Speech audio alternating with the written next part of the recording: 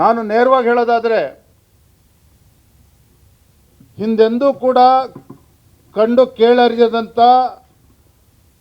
ಕೆಟ್ಟ ಪರಿಸ್ಥಿತಿಗೆ ಇವತ್ತು ರಾಜ್ಯ ತಲುಪಿದೆ.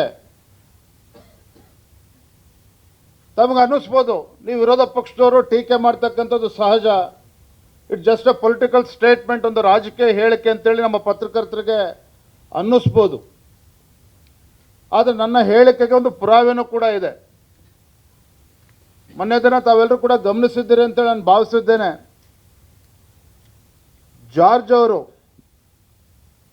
ಪವರ್ ಮಿನಿಸ್ಟರ್ ಅವರು ಒಂದು ಹೇಳಿಕೆಯನ್ನು ಕೊಟ್ಟಿದ್ದಾರೆ. ಇಂಧನ ಸಚಿವರು ಜಾರ್ಜ್ ಅವರು ಒಂದು ಹೇಳಿಕೆಯನ್ನು ಕೊಟ್ಟಿದ್ದಾರೆ. ರಾಜ್ಯದ ವಿವಿಧ ಇಲಾಖೆಗಳ ಕಚೇರಿಗಳಿಂದ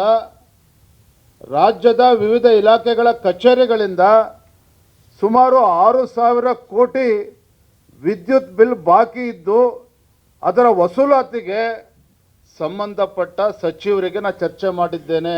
ಈ ಮಾತನ್ನು ನಾನು ಹೇಳ್ತಾ ಇಲ್ಲ, ಈ ರಾಜ್ಯದ ಗೌರವಾನ್ವಿತ ಇಂಧನ ಸಚಿವರು ಈ ಹೇಳಿಕೆಯನ್ನು ಕೊಟ್ಟಿದ್ದಾರೆ. ಅರ್ಥಾತ್ ಇಂಧನ ಸಚಿವರು ಏನು ಹೇಳಿದ್ದಾರೆ, 6,000 ಕೋಟಿ ಬಾಕಿ ಬಿಲ್ ಪೆಂಡಿಂಗ್ ಇದೆ ಅಂತ ಹೇಳಿದ್ರೆ PWD ಡಿಪಾರ್ಟ್ಮೆಂಟ್ ಇರ್ಬೋದು, ಇರಿಗೇಷನ್ ಡಿಪಾರ್ಟ್ಮೆಂಟ್ ಇರ್ಬೋದು, KSRTC ಇರ್ಬೋದು, ಬೇರೆ ಬೇರೆ ಇಲಾಖೆಗಳು ಇತ್ತು ರಾಜ್ಯದಲ್ಲಿ ಏನಿದೆ, ವಿದ್ಯುತ್ ಬಿಲ್ಲನ್ನು ಬರ್ಸೋದಕ್ಕೂ ಕೂಡ ಹಣ ಇಲ್ಲದೇನೆ ಇವತ್ತು ಪರದಾಡ್ತಾ ಇದ್ದಾರೆ ಇಲಾಖೆಗಳು. ಆ PWD ಇರ್ಬೋದು, ಇರಿಗೇಷನ್ ಇರ್ಬೋದು, ಬೇರೆ ಬೇರೆ ಡಿಪಾರ್ಟ್ಮೆಂಟ್ಗಳು ಏನಿದ್ದಾವೆ ಇಲಾಖೆಗಳು,